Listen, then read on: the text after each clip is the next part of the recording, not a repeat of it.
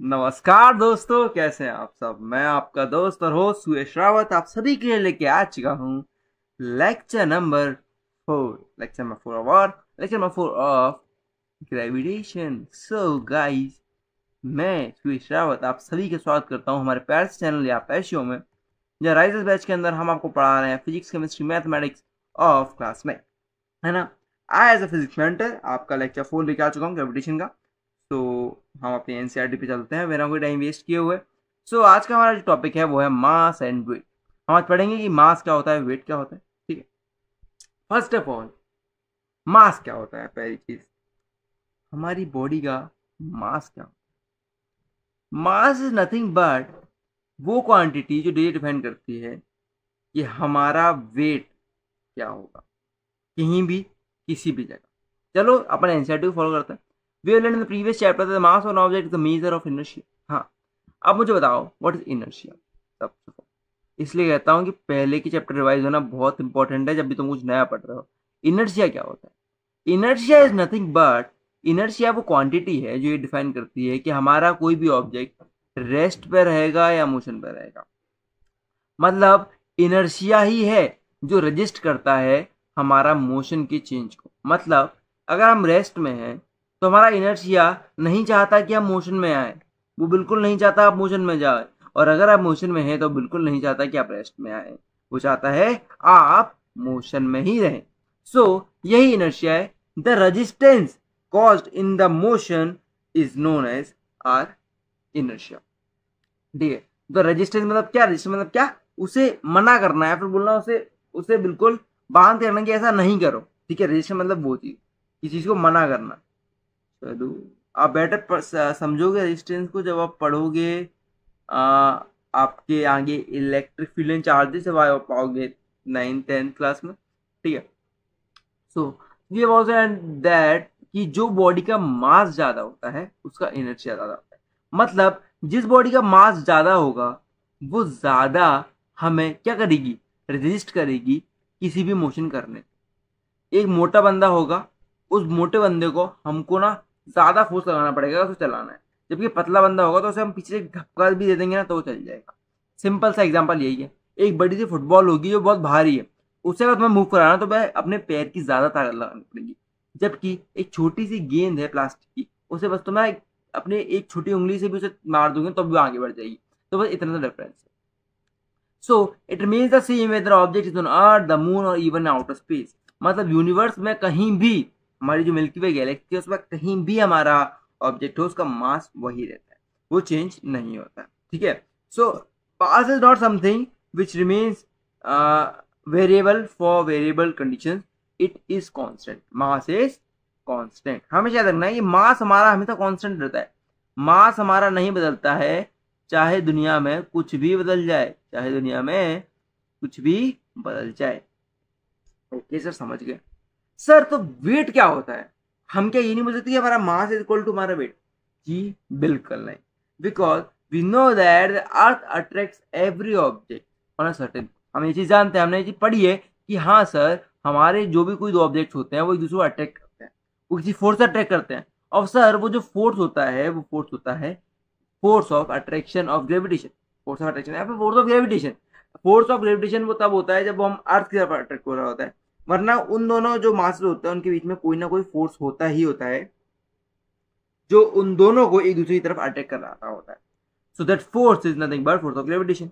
The force depends on मास। हाँ sir बिल्कुल, क्योंकि वो फोर्स का फॉर्मूला क्या था, हमने पढ़ा था, जी m1 m2 upon r square, where m1 and m2 are the mass of both the particles and r is the distance between them. Okay, the force depends on the mass of the object and the acceleration due to gravity. बिल्कुल बात सही है। क्या बोला उसने कि हमारा जो फोर्स होता है किसी भी ऑब्जेक्ट का on the surface of earth वो किस पे डिपेंड करता है, सर मास पे और ग्रेविटेशन पे, एक्सेलरेशन ड्यू टू ग्रेविटी पे। Sir acceleration due to gravity क्या होती है, अभी हमने कल ही पढ़ा था 9.8 मीटर पर सेकंड स्क्वायर। ये पढ़ा था कि नहीं पढ़ा था कि हर एक कंडीशन के लिए वो अलग अलग होती है कि नहीं। हाँ सर अलग अलग होती है, जब लेकिन कंसिडरेबल नहीं होती है हमारी हाइट बहुत कम होती है तो हम उसे आर ही मान के उसे निकालते हैं तो वो आता है 9.8। तो हम जानते हैं net force on any object is given by mass into acceleration. So mass into acceleration, अब ए क्या है सर, ए सर हमारा जी के बराबर है, हमने निकाला था ये चीज, हमने हाँ सर निकाली थी। तो the force of attraction on earth on object is known as the weight of that. बस यही इंपॉर्टेंट पॉइंट है, यही इंपॉर्टेंट कहानी है जो आज इस लेक्चर की हमारी सूत्रधार बनेगी। सूत्रधार मतलब कि समझो the soul of our lecture, यही हमारा मेन कॉन्सेप्ट कि the force of attraction of the earth on object is known as the weight of that object, it is denoted by W। ठीक है, तो अगर हम फोर्स की जगह W लगा दें, W is equal to mg।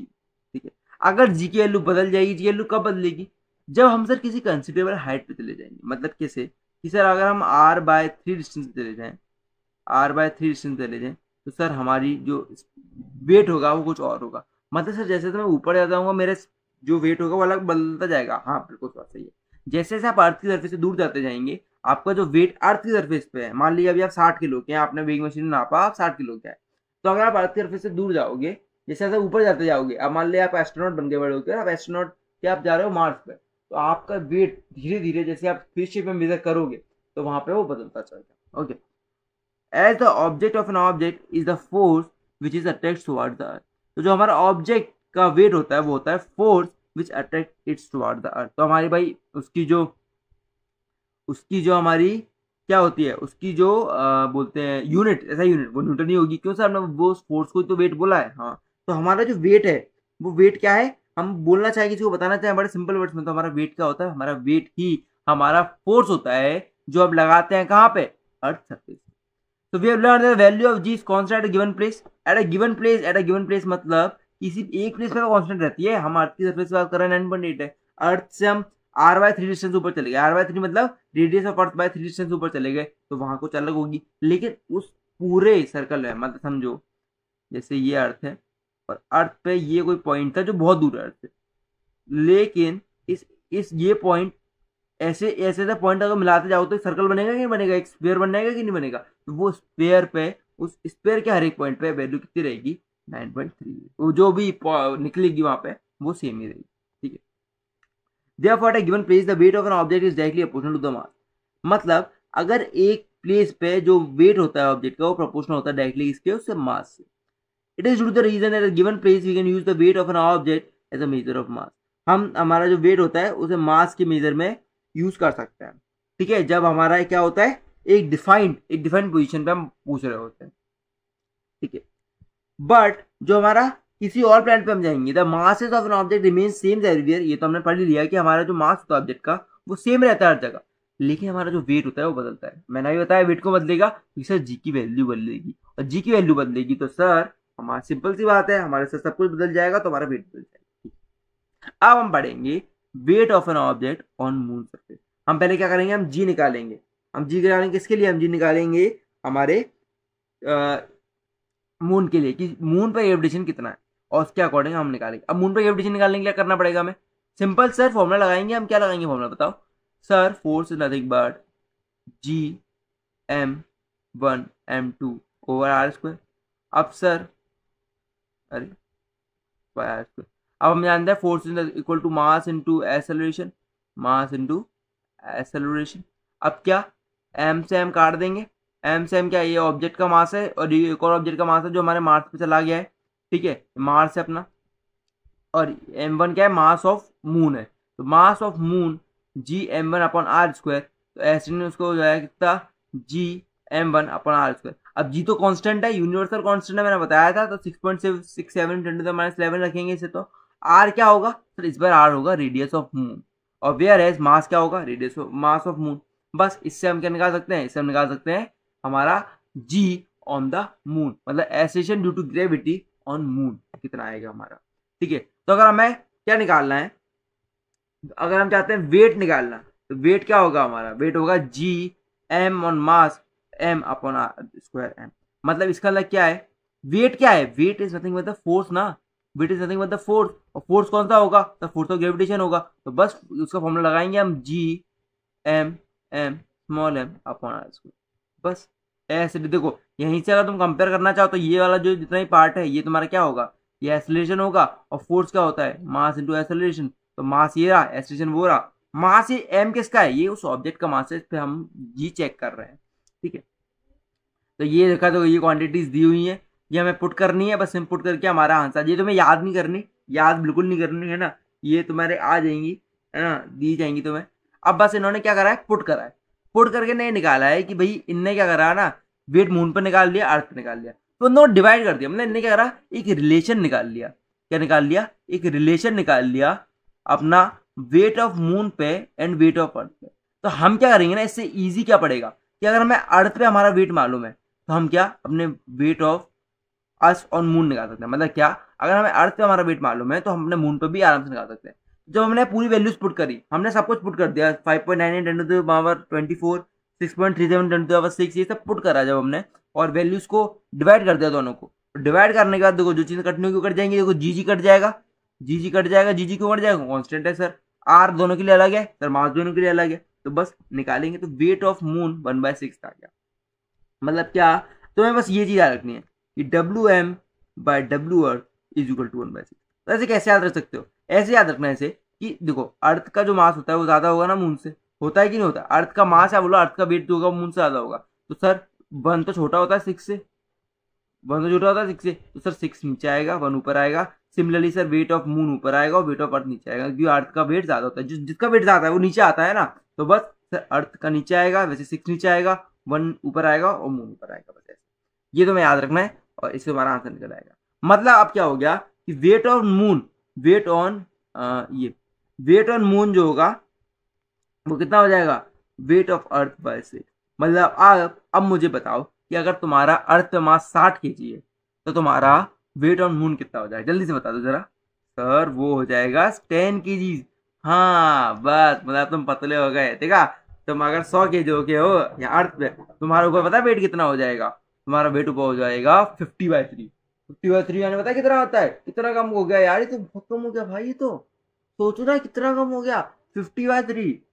मतलब समझो 17 को kg आएगा, 50/3 हो जाएगा। वाह, इतना कम हो जाता है।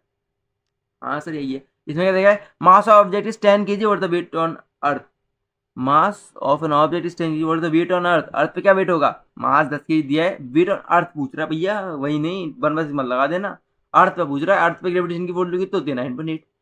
सर तो कितना kg हो जाएगा, 98 kg। बहुत भारी है भाई वो तो, है ना।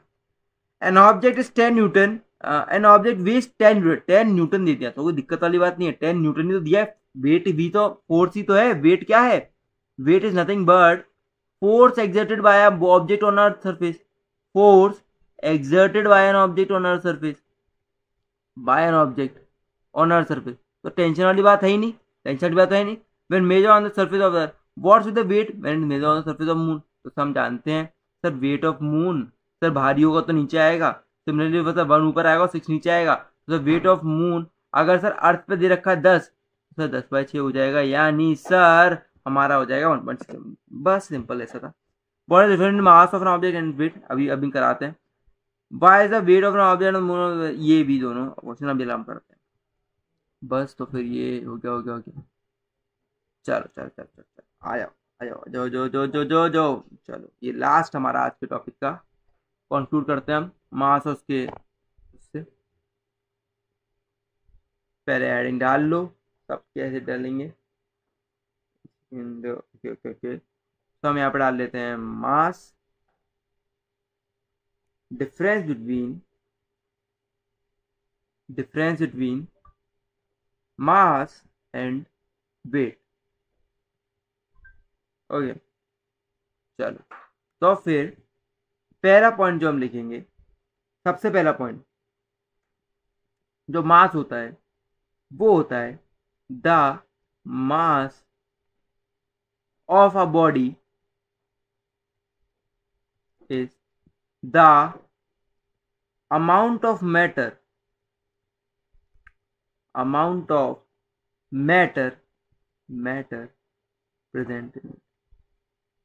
present in it। मतलब क्या, जो हमारा मास होता है, हमारी जो बॉडी के अंदर इतना ही मैटर भरा हुआ है ना, जितना ही मैटर, जो चाहे उसके अंदर हमारी वेन्स आ रही हो, चाहे हमारा ब्लड आ रहा हो, चाहे हमारा मसल्स आ रहे हो, सब वो हमारे बोन्स आ रहे हो, ये सब मिला के जो हमारा ऑक्यूपाई करते हैं वो हमारा मास, ठीक है। सेकेंडली है ना, द वेट, अब वेट क्या होता है सर, वेट होता है the force the weight is the force exerted by any object on earth surface, है ना। ये अभी हम पढ़ के आए थे, कोई बड़ी बात नहीं है इसमें। चलो, it has magnitude but not direction. Simple सी बात है भाई, वेक्टर क्वांटिटी तो है नहीं। कि तुम्हारा ऐसा होता है मास भाई इस राइट डायरेक्शन में 40 kg है, लेफ्ट डायरेक्शन में 50 kg है, ऐसा तो नहीं होता ना, सब जगह सेम रहता है। तो it has magnitude but no direction. तुम सीधे भी लिख सकते थे it is a scalar quantity, लेकिन हमारा जो वेट होता है, वेट ये बाई डायरेक्शन में डिपेंड करता है। अगर ये हमारे भैया मास पे चले जाओगे तो अलग होगा, ये हमारे मून पे चले जाओगे तो अलग होगा, ऊपर जाओगे तो अलग होगा, नीचे जाओगे तो और अलग हो जाएगा। नीचे आओगे क्यों अलग होगा? तुम देखो ना, तुम अर्थ के अंदर चले गए, अर्थ के अंदर चले गए मतलब रेडियस ऑफ अर्थ, मतलब वो कंसिडरेबल अंदर जाओगे। मतलब ये नहीं तुमने छोटा सा गड्ढा खोदा उसमें कूद गए तो फिर अलग बेटा, नहीं ऐसा नहीं। तुम कंसिडरेबल, मानो तुम r/2 अंदर चले गए, r/2 अंदर रेडियस ऑफ अर्थ बाय 2 अंदर चले गए, आधे डिस्टेंस पे आ गए अर्थ के रेडियस सेंटर से, तो वहाँ भी तुम्हारा अलग हो जाएगा। क्योंकि वहाँ जो तुम्हारा ग्रेविटेशन निकलेगा ना, ग्रेविटेशन जी की वैल्यू वो r/2 के उससे निकलेगी, ना कि r के, समझ रहे हो? तुम्हारा बदल जाएगा वहाँ पे। तो it has both magnitude and direction. और अब और it's an SI unit is kilogram. SI unit is kilogram. इस SI unit is newton. Okay, constant everywhere,